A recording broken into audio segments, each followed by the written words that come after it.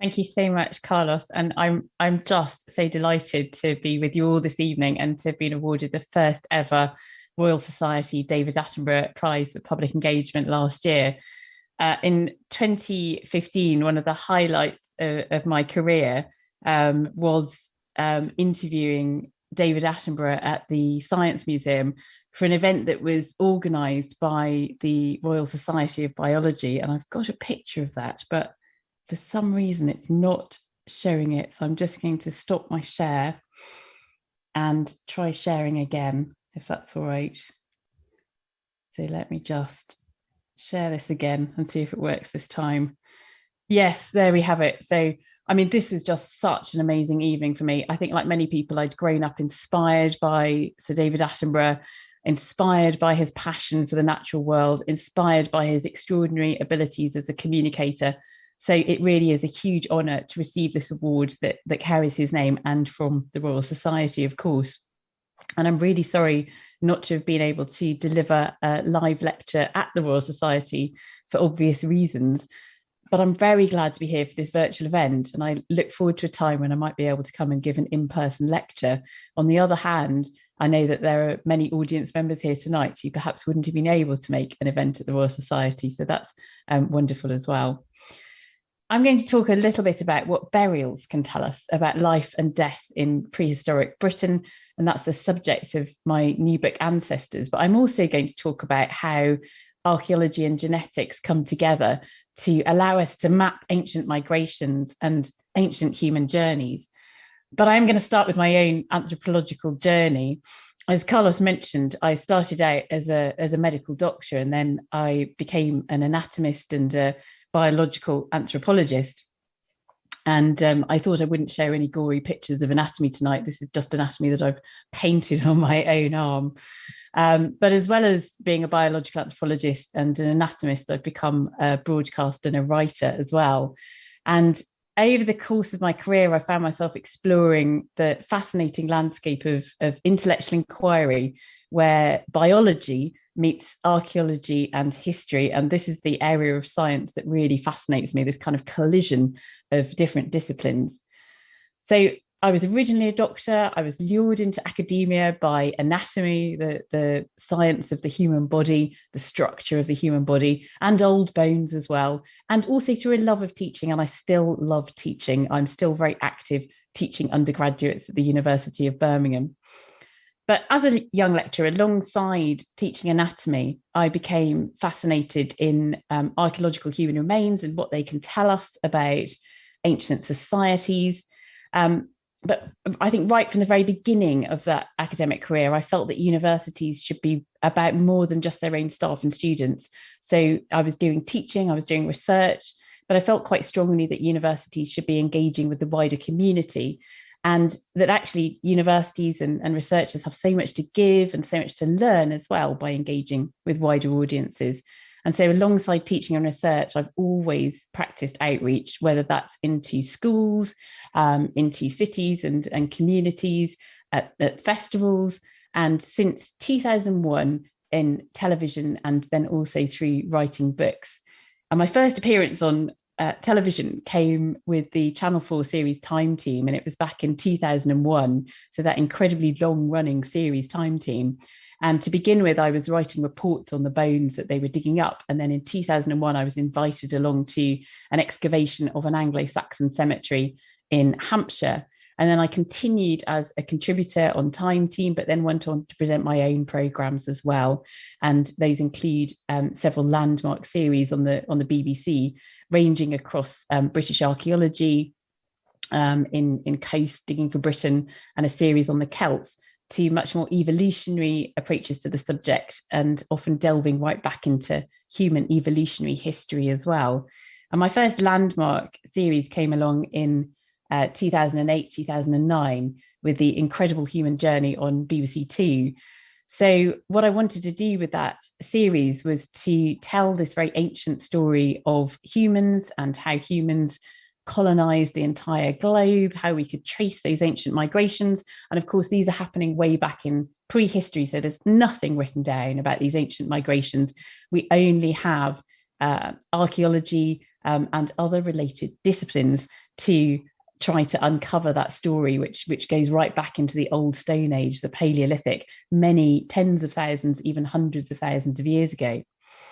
So it's a story that shows us how our ancestors arise in Africa and then colonize the entire globe during the Stone Age. So it's also a story about how resilient, resourceful, and innovative our ancestors were. And this story can be written today using different strands of science. So using Paleo Anthropology, which includes the study of fossil bones, but also artifacts like stone tools, but also really importantly, genetics, which 13 years ago, when we were making the series, was just starting to provide us with some really fascinating revelations. And I will talk a little bit more about those and also about some of the revelations that have emerged in just over a decade since I made that series.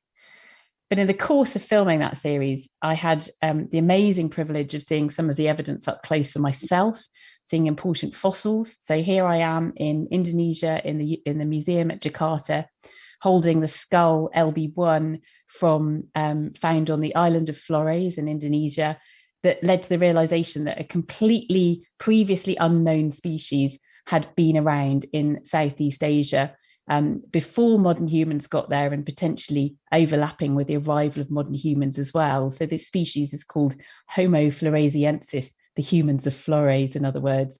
And you can see by that skull in my hands just how small this skull is. It's an adult skull, and the brain is absolutely tiny, but about half a litre in capacity. My brain, most of your brains, are about 1.5 litres in capacity. So this species really kind of threw the cat among the pigeons in terms of what we thought we understood about brain size and human evolution, because we didn't really think that humans with brains this small would be able to make stone tools. And yet we've got incontrovertible evidence of that happening in Indonesia. So it's interesting when I think we make these new discoveries and it challenges what we think we already know. I was also really privileged to travel with cultural anthropologists and to stay with a range of communities in different parts of the world, and to be able to have conversations, usually via translation, of course, with lots of different people from different cultures, including here to hunter-gatherers from the Vuwasi of Namibia, the Orang Asli of Indonesia, the indigenous people of Indonesia and Malaysia, Hadza people in Tanzania. And I was filming there with Alyssa Crittenden, amazing anthropologist, who knew this group incredibly well, and they welcomed us as friends, which was just wonderful. And the Evenki in Siberia, in rather a different type of landscape, and they are hunter-herders. And those encounters were quite seminal for me. They opened my eyes and made me think very differently about archaeology to begin with, but also actually about my own culture and my own society. But in the intervening period, over the last 12 to 13 years, there's been an avalanche of new discoveries, new fossils, new archaeological assemblages, stone tools, that sort of things. Also, of course, advances in the scientific technology that we can use to unlock secrets from all of these sources. And also a tidal wave, and it's been growing, but it's really reaching us now, a tidal wave of new genetic discoveries. So just here, I've got examples of new fossil finds from Morocco down there in the bottom left, which have pushed back the earliest evidence that we have for our species. So when I was filming 13 years ago, the earliest fossil evidence that we had for Homo sapiens was almost 200,000 years old. And these fossil remains from Jebel Irhoud in Morocco take us back to around 300,000 years ago. So we've got earlier evidence of our own species and interesting clues about how our species gradually evolved with different features accumulating over time. We're also now looking at an all Africa origin for our species. So that's quite different to the story 12 years ago, when really we were still looking at East Africa as the cradle of humanity. That's what we used to think. But now we've seen that there are modern human fossils and traces of modern human behavior, in fact, all across Africa. The other thing that's really changed is the date for the expansion of the human population, and when we start to pick up evidence of modern humans in places outside of Africa. So we think that modern humans, Homo sapiens, started to expand out of Africa. Obviously, there's a huge population that's still left in Africa. I say huge, it's not huge by modern standards. But this population starts to expand out of Africa when the environment's right, just like other animals do. There's nothing particularly exceptional about that expansion out of Africa. We can cast it in terms of heroism and adventuring, but other animals were doing similar things. Other species like elephants were doing similar things. And we think that expansion happened between 60 and 100,000 years ago. But there are now also many more fossils from areas outside of Africa, from Southeast Asia. There are some fossils here from Southeast Asia and East Asia, showing a very, very early arrival of modern humans in those areas. So the earliest reliable evidence we had of modern humans in Southeast Asia back in 2008 was around 42,000 years old, and there were some remains from a cave in Borneo.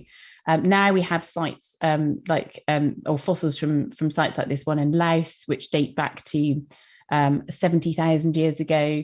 And then in China, an astonishing selection of modern human teeth. So these are very definitely modern human teeth that date back to more than 80,000 years ago. So that's very novel compared with what we were looking at in 2008. But the really big revelation of the last 11 years has been interbreeding. So on the basis of fossils, we just didn't think back then that there had been any interbreeding between modern humans and other hominin species as modern humans expanded out of Africa. There were some hints from the fossil record, but they weren't entirely persuasive. And I think most paleoanthropologists didn't believe that there was interbreeding. And now we know because of DNA that there definitely was. And I think the year after Human Journey came out, we had the first evidence of that with the sequencing of the Neanderthal genome. And this is a reconstruction of a Neanderthal by the wonderful Adri and Alphonse Kennis, who are paleo artists. And so we know now that our ancestors interbred with Neanderthals. I'm about 2.6 or 2.7% Neanderthal in my genes. And we also know now, actually fairly recent revelations, that there are traces of Neanderthal DNA in African genomes as well, which even when we had the first revelations about Neanderthals interbreeding, we didn't know that. So now we're seeing the possibility of back migrations into Africa, incorporating that Neanderthal DNA. And then what's been quite astonishing is that as we've been able to extract DNA and sequence DNA from other hominin species, basically every time we look, we're finding evidence of interbreeding. So it's, I think, made us think quite differently about human species, but actually about species more generally in biology, because genetics is showing us very widely. It's showing us that hybridization is actually the rule rather than the exception. So we used to think of species as being very definite entities, very hard edges, perhaps very, very bounded. And now we're thinking much more in terms of some fluidity. So the species concept still stands, but we still have this hybridization going alongside that. And perhaps the Neanderthals weren't as different from us as we used to think. They're often cast as being grunting brutes, and I think that's extremely unfair. From a biological point of view, they're not that much different to us. Their brain size is about the same size as ours, if not slightly larger, actually, than the modern humans that were around at the time. And their culture is different from ours, but it's not inferior. And I think that in recent years, there's been particularly compelling evidence that Neanderthals are closer to us than perhaps we previously thought, coming from evidence of Neanderthal art. So from 3 caves in different parts of Spain, we've had evidence of cave paintings that date to at least 65,000 years old. Now, this is cave paintings in Europe. At that date, modern humans were not in Spain 65,000 years ago. So you have to look around at who could have done it, and it's the Neanderthals. So those cave paintings have been dated by dating the calcium carbonate that's formed on top of the art. And we can just imagine those Neanderthals painting the walls of their caves, painting themselves perhaps. But I think that connection back to those other ancient people through art is quite extraordinary, and very, very personal. And suddenly we see them as humans much more like us, I think. Now, I haven't had the chance to update the human journey on television, although I have done some other programs. I did a Horizon program, which showcased some of the recent revelations I've just been talking about. But I have been able to write a relatively recent book about the human journey again. So I published a book for adults at the same time as the series. And then last year I published a book for younger readership. And so I was able to include all the new discoveries in there, and also tell this amazing story, which for me is all about the family of humanity and the deep connections that we have with all of our cousins. Everybody around the world is a cousin, and able to, tell that story for a new generation. And in this book, I collaborated with the amazing artist, James Weston Lewis. And this is one of the spreads from the book, which shows an extremely important burial in Britain. I was really keen to include this in the book, a burial that involved many artifacts, many ivory artifacts placed in the grave. And we're just seeing two people there burying someone who's possibly their relative or a friend. And it's the earliest burial in Britain. And it's one that I've been just fascinated with for years and years. This burial comes from a fairly epic site. It comes from the Gower in South Wales on the South Welsh coast. And these are wonderful pictures by the aerial photographer, David Abram. He uses a drone to take these fantastic images. And if we just get a closer look at this cliff at Paverland on the Gower, you can see there this teardrop shape. There it is. That is the entrance to Paverland Cave, or Goat Hole, it's properly called. And this is where, in the early 19th century, the most ancient burial that we know of in Britain was discovered by an antiquarian. And this antiquarian was a geologist who was also interested in archaeology, and a bit of a character himself. He was the Reverend William Buckland. He visited the cave in Paverland Cliffs in 1823, where a group of locals had already started digging, and they turned up some curiously large bones and then written to him and told him about their discoveries. And actually, when I was researching this, although it's Buckland's name that is definitely associated with this discovery, and he wrote it up and he published it, the first finds of the Pleistocene, the Ice Age fauna, were made by a woman, were made by Mary Teresa Talbot. And as is so often the case, the women fade away out of our history of science. So in my latest book, I have written them back in. Mary Teresa Talbot was the oldest daughter of the landowner on the Gower, Lady Mary Cole, and it was she that had been in touch with Buckland about these caves, having been interested to hear that Buckland was discovering ancient fauna in caves in Yorkshire. So Buckland eventually makes it down to the Gower, and he does some more excavating there, very rushed compared with how we would excavate today. He digs down through the yellowish cave earth, and then comes upon a deeper layer which contains lots of seashells and also bones. And among those bones, there were parts of the skull of what he called an elephant. It was a mammoth. But then there was a bit of a surprise in store, because human bones started to turn up completely unexpectedly. He wasn't expecting to find any human bones in that cave. He didn't think that humans existed at the same time as those ancient animals. So this cave is limestone, its floor is yellowish sediment, but the bones were stained red and coated in what Buckland called ruddle. And close to the thigh bone, he found a couple of handfuls of periwinkle shells.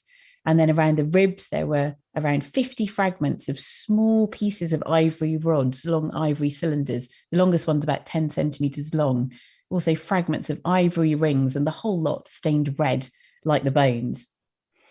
Now, Buckland's first impression was that this burial was that of a man, and perhaps he suggested a murdered exciseman. There were plenty of stories of violent clashes between smugglers and excisemen around the coast at the time. But then just a few weeks later, he seems to change his mind. He writes to Lady Mary Cole, and all of this correspondence exists, so we can read this correspondence between Buckland and Lady Mary. And he says, actually, now he thinks the bones are female, and he goes off on a complete flight of fancy about this woman having been a witch and then possibly running a gambling den in the cave. And he even goes as far as to say to Lady Mary Cole that she ought to write a novel about it because it's so exciting. And as for the date of the burial, Buckland was absolutely convinced that the burial could not be contemporary with those bones of ancient animals that he'd found. So he thought that humans may have existed a long time ago at the same time as those ancient animals, but elsewhere. He thought that humans may have existed in the Middle East, but certainly not in Britain. So he's wrestling with these ideas. I mean, it's early on in the science of geology and archaeology, but Buckland is approaching them very much as a creationist. So he's not thinking about evolution. He's not a young Earth creationist. So he believes that the Earth is older than just a few thousand years, and he thinks that geology is telling us that. So he accepts that geology is saying that the Earth has this deep antiquity, but he thinks that animals and that humans are still appearing by divine creation, and that humans are a relatively last addition and only spread across the world, crucially, after Noah's flood, so after the great flood described in the Bible. And he writes to Lady Mary Cole and says, look, we've got to be really firm about this. We can't admit our red woman, as he was calling her by then, to be antediluvian, to be somebody from before the flood.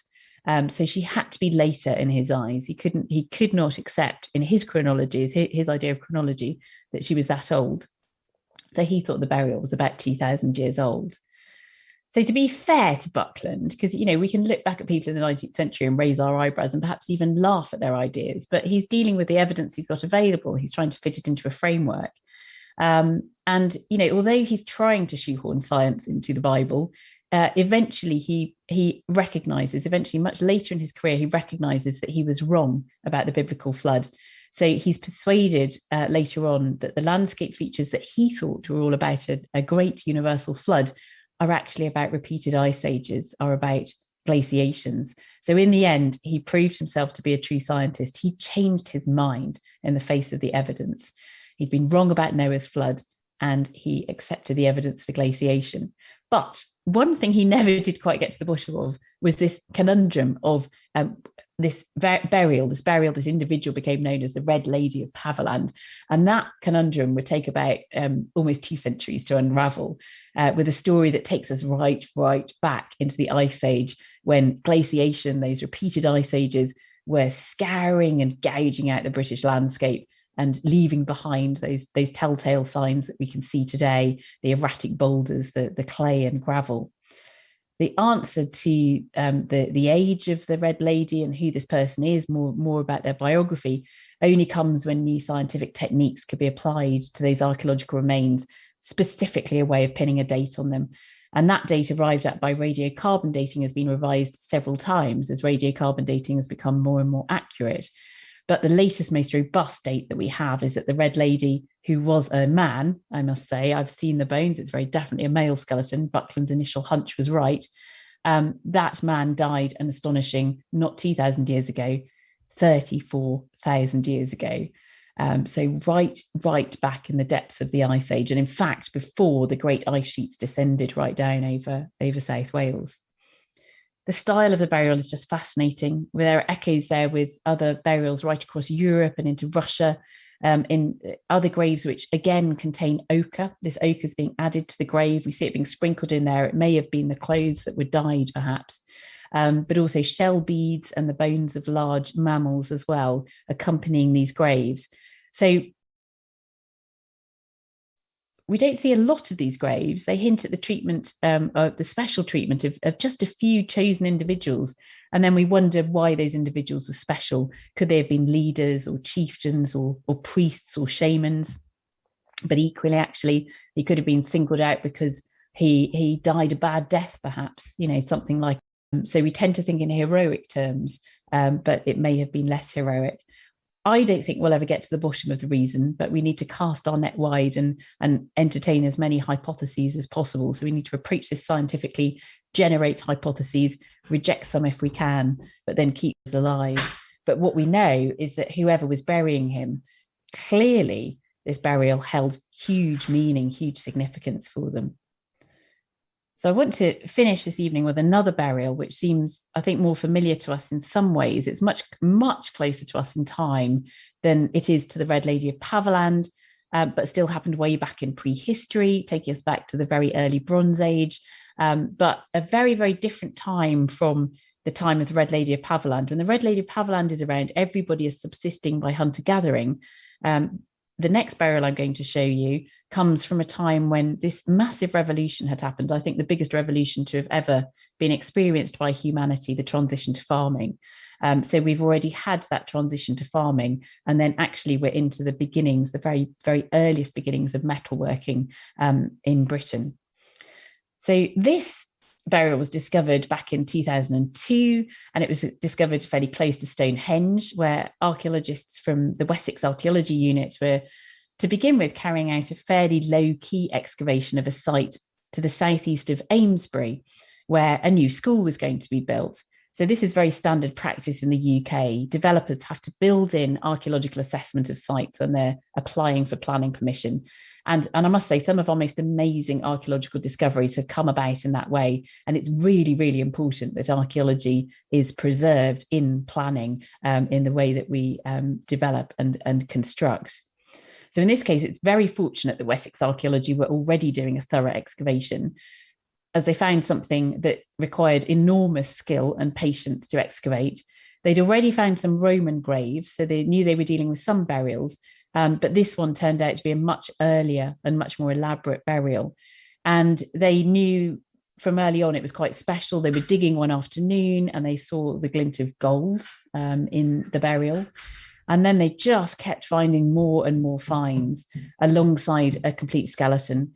And it was clear they wouldn't finish before nightfall. Now, archaeologists don't like to carry on working in the dark, but they knew they wouldn't get this job finished, and they were worried about the security of the site. So they carried on. You can see here digging illuminated by torches and car headlights, and worked on late into the night.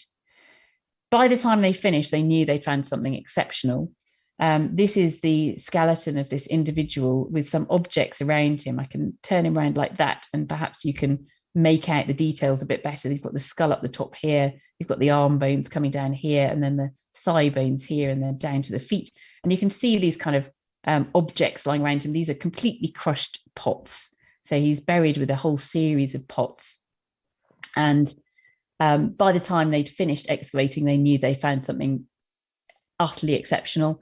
At home on the Saturday morning, the project manager, Andrew Fitzpatrick, went through the literature just to make sure that his what he thought about this burial was true, and it's the most richly furnished Bronze Age grave ever discovered in Britain, and I think in Europe as well.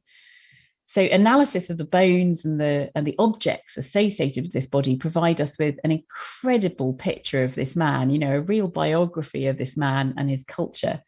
The grave is full of objects, and you can see that probably a bit better in this drawing that I've done, where I've just taken out some of the clutter, and we can see that there's a whole range of artifacts around that individual. Artifacts made of bone, artifacts made of stone, of copper and gold. He must have been fully clothed when he was laid in the ground, but the organic materials all rotted away, and it's only the more resilient materials that stick around as clues. Now, analysis of his bones revealed some interesting details. The bony prominence on his shoulder blades that you can feel up here, the highest point of the scapula, was actually separate from the rest of the scapula. It would have been attached by cartilage, but it hadn't fused to the rest of the bone. And that is a condition known as os acromiali, and it could be associated with heavy use of the shoulder and frequent and heavy use of these shoulder muscles, deltoid and over the back trapezius, which may prevent the bone from fusing. His left kneecap was missing, and it really was. It wasn't just that the archaeologists didn't find it that night in the gleam of the car headlights. It was missing, and his bones around the knee, the thigh bone and the tibia below that, are misshapen. So it's possible that he suffered an injury to the knee and that the kneecap itself completely disintegrated. But the injury would certainly have affected his gait. So you've got a man that would have walked with a limp, and his left leg is withered in comparison to the right. So what we can see from this very lavish grave is that disability did not detract from his status. He was buried in the most lavish grave that we've ever discovered from the British Bronze Age. And perhaps, even his disability could have been bound up with that status. It could have been like a battle scar or something that marked him out, perhaps as a survivor against the odds. We'll never know, but what we can say is that he has this disability, and yet he has this incredible high status, or perhaps not yet, and he has this incredible high status. So perhaps he was somebody who was kind of apparently supernaturally untouchable until the very end. His grave contained nearly 100 objects, including the largest collection of Bronze Age archery equipment ever found. There were 2 stone wrist guards, beautifully preserved. And around the body is a selection of some of them here, 18 beautiful tanged flint arrowheads. And it looks like some had been attached to arrows that had been laid or perhaps thrown into the grave after the body had been placed in there, and it was placed into a wooden chamber originally, we know. So perhaps people are placing arrows as sort of offerings in the grave. And he's become known as the Amesbury Archer. He has so much archery equipment, but he also has knives, these beautiful copper knives. When they were fresh and new, they would have looked like this, and they would have had wooden handles probably. And it's completely unparalleled to find 3 copper knives in one grave. Now, actually, these copper knives would not have been as functional as stone. Copper is relatively soft, so these are probably very prestigious items. But if you were actually going to go and cut something up, you might take a stone knife to do it instead. And then there were 5 pots or beakers, and these are still Bronze Age beakers. They're not the ones in his grave, because as you saw from the earlier pictures, they were completely crushed. But just to give you an idea of what these beakers are like, I think they're very beautiful. They're quite regular. They have this lovely bell shape. They're made before the invention of the wheel. So they're kind of hand molded, very, very beautiful objects. And these pots give us the name for the culture associated with this man. We call it the Beaker culture. Sometimes we refer to the people who we see buried with these pots as Beaker people. And on the continent, it tends to be referred to as the Bell Beaker culture. It's all really part of the same phenomenon. Now, the Beaker folk were once seen as invaders in Britain, kind of warrior culture sweeping in to replace the indigenous population, to take control perhaps of the precious resources of metal that we have here in this island. And then that idea became very unfashionable, but new measurements of very old skulls and isotope studies of teeth, which can show us where somebody lived as a child, have actually strengthened the case for quite a significant role played by migration, both into Britain, but also within Britain as well at this period. And then now we're in this incredibly exciting time in the dawn of a new age of archaeogenomics. So this is where we are with genetics now. Geneticists can suddenly make a massive and meaningful contribution to these debates that we've endlessly had about ancient human migrations, how cultures evolve, and this particular enduring question: who were the Beaker people? So just 3 years ago, there was a massive study of 400 ancient Europeans showing that there was a huge genetic change in Britain after 2500 BCE. The Neolithic ancestry, the ancestry of the original farmers in Britain, is almost completely replaced in the Copper Age and the very earliest Bronze Age by genomes which share ancestry with Central Europeans, who are also associated with this Beaker culture. And we know that their ancestors came originally from further east, generations back, the Pontic steppe. So we're seeing this wave of migration from the steppe right across Europe. And by the time it gets to Britain, we're seeing it reflected in the Beaker culture, around a 90% population replacement. Now, it sounds horrific. It sounds like these people are coming in and there's a genocide. There's a very quick population replacement, but that may not have been the case. It may be that we're looking at families coming over and settling with a way of life and connections which made them very successful, and that they were having more children on average than the original farmers in Britain. So that over time, it's their DNA which replaces the DNA of the original farmers. So we don't know yet, and it's up to archaeologists and geneticists to work together on this now to work out how dramatic or not dramatic this transition really was. And interestingly, the culture doesn't completely replace what went before. In some places we see these Bronze Age people respecting their Neolithic predecessors, inserting burials into earlier Neolithic tombs, that sort of thing. So the Beaker culture, the Beaker complex, is a new thing, but there is cultural continuity as well. Here are the rarest objects that were in the Archer's grave. Absolutely beautiful. That's that gleam of gold. They used to be thought of as earrings. They're about 2.5 centimeters long and quite frail, actually, beaten gold. But they might be hair wraps, or perhaps even wrapped around the shafts of big feathers, for instance, eagle feathers in a headdress. There's lots and lots of possibilities here. I rather like the headdress possibility. And the style's interesting. They're very much part of the Beaker culture, but they're a British, they're a local flavour of that, a very distinct British design compared with ones on the continent. What about the Archer himself then? Where does he come from? Now, astonishingly, science can provide us with an answer to this too. The chemical signature in his teeth, together with the style of his grave goods, suggests that he grew up a long way away, somewhere around the Alps, around 800 miles away from Amesbury. So we know he's made that long journey over the course of his lifetime. He may have made longer journeys even, but we know where he grew up and we know where he was buried. What extraordinary biographical details to be able to extract from this burial to reconstruct who this man was so many thousands of years after he died, leaving us no other traces, and certainly no written records. So our deep British history is a lot more complex than one group of people being replaced by another group over and over through time. And yet we can see how culture over time was shaped by the arrival of immigrants like the Amesbury Archer. And I think if this deep history has got anything to tell us about ourselves today, it's that nothing stays the same, that people have always arrived in these islands, and wherever you are in the world, that's always the case as well, and that we're just the latest inheritors of all of that history. So I'm going to leave you with this image of the Amesbury Archer, a drawing that I made of the man lying in his timber-lined grave, as perhaps he would have looked on the day that he was buried, with his arrows and bundles there, and his beautiful pottery beakers, his copper knives, his gold wraps. And he lies right at the dawn there of metalworking in Britain.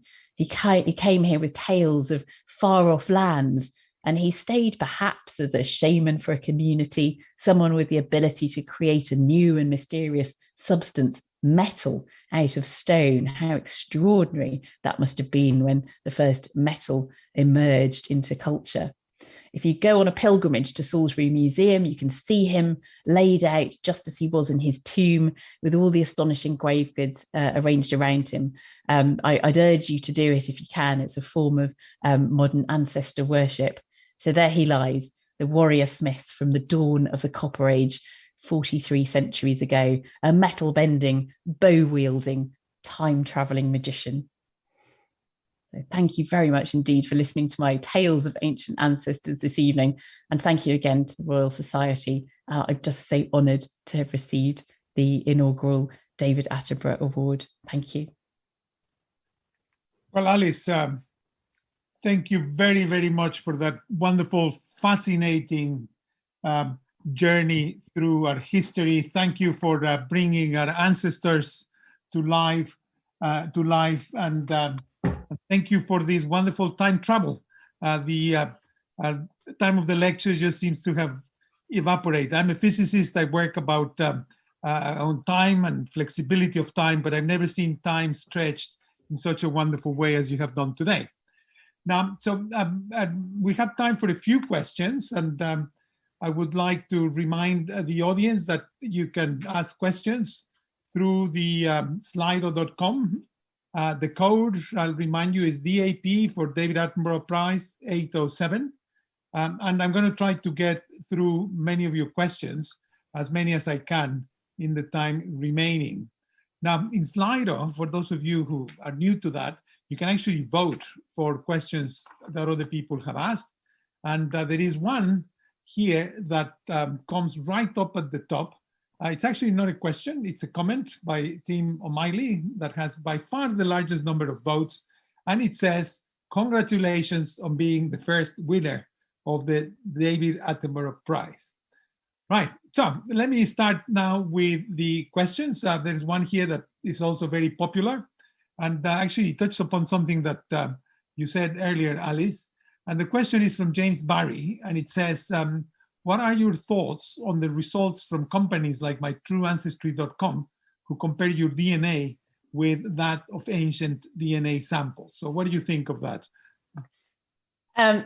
This is something that I've discussed quite a lot with my very good friend Adam Rutherford, actually, who is a geneticist, and I think they're interesting. They're certainly interesting for more recent family history, and you might end up finding recent relatives all around the world. In fact, whether or not you want to get in touch with those recent relatives, if they're people that you've fallen out of touch with or have never known to begin with, because I think it's a kind of odd concept that you would go and track somebody down just because they happen to be a sort of long lost cousin, second cousin. But perhaps there's a bit of fun in that, and perhaps there is something about families reconnecting with each other. But as you go farther back in time, I think it becomes less and less interesting. I think at a population level, it's interesting. So it's fascinating that there are these fragments of Neanderthal DNA in modern human genomes. But if you get your genome sequenced, hoping to find some Neanderthal DNA, there will be some Neanderthal DNA in your genome.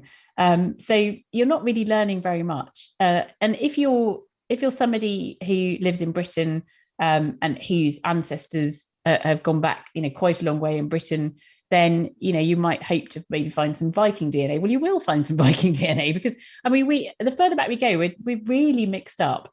So you just find this great kind of mixing, and so I don't know how useful it really is in understanding your actual ancestry. I think that archaeology is much more useful in understanding that, and I also think that you don't need to have genetic connections back to any of these ancestors. You don't need to be somebody who can trace a direct genetic connection back to the Amesbury Archer to feel a real connection back to that one person, that one human who was buried all those millennia and centuries ago. And I think that's what I would focus on. I would focus on those kind of individual stories and the way that you can walk out into the landscape, into the British landscape, but in fact anywhere, because humans have been everywhere for a very long time. And you can imagine people in previous cultures and previous societies existing in the place that you're walking today. So I think that's in some ways more meaningful. Thank you, Alice. I have many questions, and I apologize that we're not going to be able to go through all of those, but let me combine a few that touch upon the same theme. So there's 3 or 4 that I will combine into one. So one, it comes from Briony Gardner, and she says, if you could have witnessed any key breakthrough or event in human evolutionary history, what would that be and why? So let me combine that with a question from Kersley Langdale. What has been your favorite discovery? And there's another one that unfortunately I don't have the name readily here, but there's this other question which says, what sort of objects would you like in your burial place? And the other related question is, which is your favorite burial? So if you've been able to witness any breakthrough, which would that be? What is your favorite discovery? What is your favorite burial place? And what would you like to be buried with? These are all great questions. And I think that, I've probably focused on some of my favorite burials this evening. I think the Amesbury Archer just blows me away. I mean, the detail that we get, the way that burial is such a time capsule. So, in archaeology, we find some information about ancient cultures and the objects people were using in their everyday lives from rubbish pits, from middens on settlement sites, where we find the kind of very often the broken remains of objects that people were using. It's very rare to see intact objects or objects that were still being used in the archaeological record. We're usually seeing refuse. And occasionally you have sites where you see that. So the site of Must Farm in Cambridgeshire was just extraordinary, where there was a whole Bronze Age village which suffered a catastrophic end it was burnt and fell into a river or a lakeside, and there was just amazing preservation of Bronze Age houses with everything in them. And you just don't get that, because usually if you move house, you take stuff with you. Usually if you've got precious metal objects and they come to the end of their working life, you will recycle them. You know, we're all obsessed with recycling today. It's like we're rediscovering what our ancestors always did. You know, you don't throw away things which are useful or materials which are useful. You recycle them into something else. So it's very rare to have that kind of snapshot. And the Amesbury Archer gives us that snapshot of objects that were in use and were meaningful in the context of his life and his death. And so I think that is just extraordinary. So I like the Amesbury Archer for other reasons as well. I'm fascinated with the origins of metalworking as a technology. I'd love to have seen that. I mean, how amazing! And I'd love to have known. I'd love to see what those people were like when they were extracting metal from ore, and what other people thought about it. You know, were they magicians? Were they considered to be shamans? They must have been. You know, it's such an amazing new skill and ability to be able to take metal from a stone, you know, this extraordinary new material. So I'd love to go back and see a smith, a metal smith from the dawn of the Copper Age. I think that would be brilliant. In terms of what I want to be buried like, I think I'm going to have to really respect all those people that have donated their bodies to medical science that I have dissected over the years as an anatomist as well. And I will have to leave my body to some medical school. If I were to be buried there, if they don't want my body, I'd quite like to be buried in the style of a Bronze Age Beaker burial. And for no other reason, not for any kind of deep or meaningful reason. I would quite like one of my family to make a beautiful little pot. And I think that I would find, I would have found quite moving if I was still alive. But really, it's just a fool archaeologist of the future. It's just that they go, oh, hang on a minute. There's a 4,000-year gap. And then suddenly this starts again. What's going on? Actually, yes, it is a way to confuse our descendant archaeologists and anthropologists. So Yeah. the person who asked the question about your favorite burial is somebody called Rebecca Hurdle, and she congratulates you, but also says she's reading Ancestors at the time, at this particular moment. So let me now move on to another question that is proving very popular from George Dishman. And it says, what is the significance of the recently found Dragonman skull?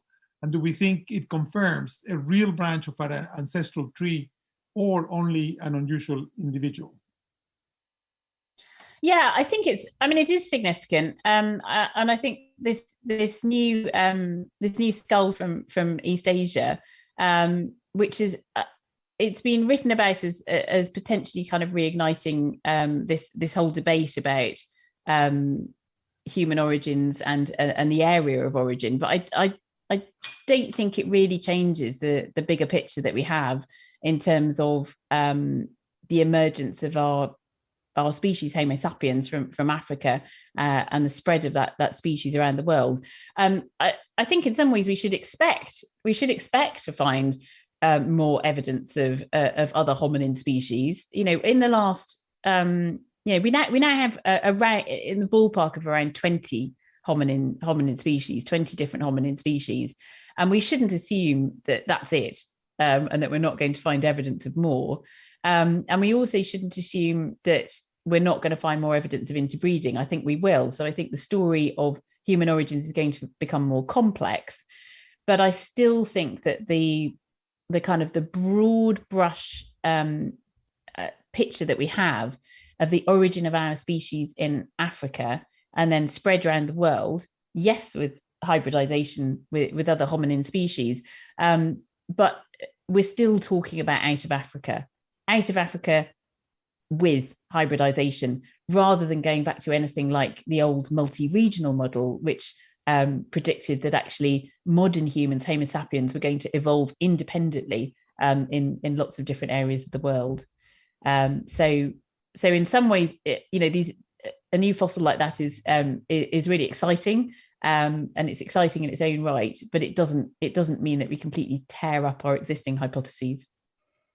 Thank you, Alice. So the question that has floated to the top, it is, of course, very relevant to what you said, not involving genetics, I don't think, but many people want to hear what you think about this. It's from somebody called Karen. And the question is, do we know when, how, and where religion started? Oh, there's an easy answer to that. No, we don't. No, we really don't. Because undoubtedly it's in prehistory, because as soon as we have anything written down, we can see that religion is there. So I think it would be foolish to suggest that there was no religion before you had writing. The most likely thing, thinking kind of scientifically about this, the most likely thing is that religion predates the written word, and that once we have the written word, we start to see evidence of it then. But you have to then think hard about what you mean by religion, and whether you're talking about ritual, or whether you're talking about the philosophy, the stories that go with that.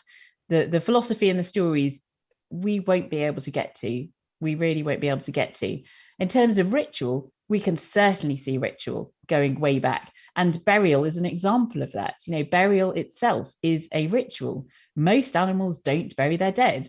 And so we can see burial as being something which perhaps marks out humans, although we have to be very careful about human exceptionalism, because we can also look at burial another way, which is that although it is something which is quite unique, and by the time that we have these burials that are well furnished and we have all grave goods in them, that seems to be very, very unique to humans.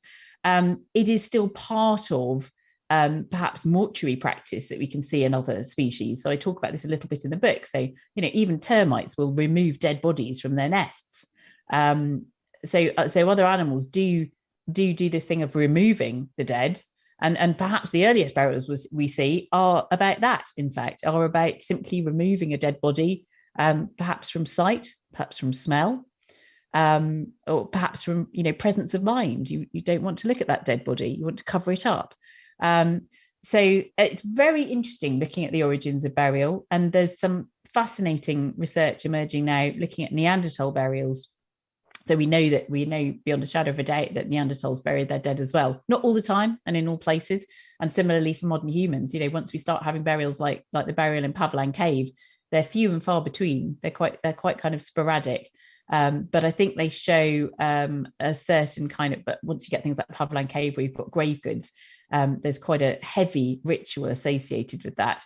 I think most people would look at that and presume that there's some kind of religious aspect to it, but we actually don't know.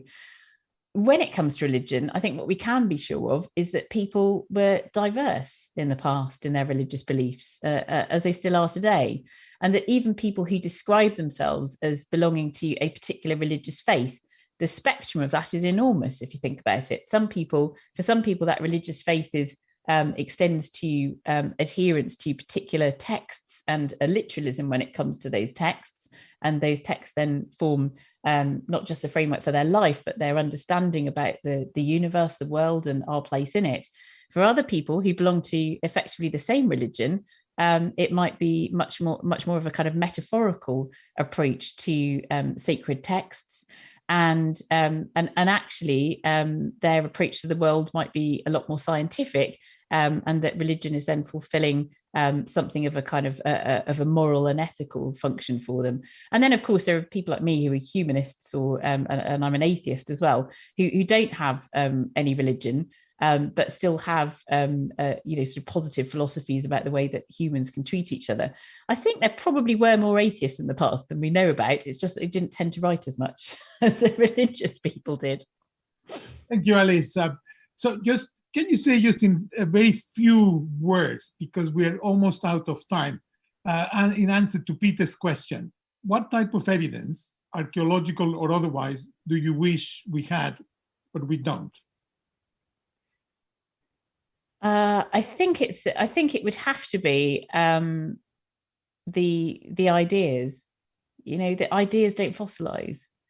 And once we start having history, we do see ideas, we see what people are writing down, but we don't see all of it. I wish you could look at the inside of an ancient fossil skull and just from the traces of the brain on the inside of that skull work out what somebody was thinking and believing in, and even recover their memory. And it's utterly impossible. That is something, I know that is beyond the bounds of what we will ever be able to recover. And so, I regret that. But on the other hand, then you start looking for other ways of understanding how people were thinking in the past, and you approach that through behavior. And that is the archaeology. So you look at what people were making, you look at the evidence for what they were doing, what their lifestyles were like, and you get, I think, very close to what people were actually thinking without ever having those ideas fossilizing. Thank you, Alice. Well, we got quite close to what you are thinking, and thank you so much for your ideas this evening, and congratulations again for being awarded the very first David Attenborough Award. And thank you, all of you, for watching this evening, and of course, for getting involved in this conversation with your questions. And I'm sorry we're only able to tackle a few of those. So I just, as a demonstration of the fascination with which we all listened to this wonderful lecture. Now, so if you would like some more lecture, if you keep watching, there is a lightning lecture as part of the Summer Science exhibition. This one is on mapping tumors by Dr. Joanna Kelly. It's coming up next on this channel. And I remind you that this is one of the highlights of a highlight event in the life of the Royal Society, which is the Summer Science exhibition. It's digital, of course. If you go to royalsociety.org, then you will be able to see a wonderful array of activities, lectures, workshops, all sorts of things that I couldn't recommend more strongly. And of course, I'd like just to remind you finally that there is a link that you can find in the YouTube description. I found in YouTube with a short evaluation survey where you can tell us what you thought about this event and what you think about the Royal Society Summer Science exhibition. So thank you very much, and good evening. Thank you, Carlos. Thank you. Thanks, everybody.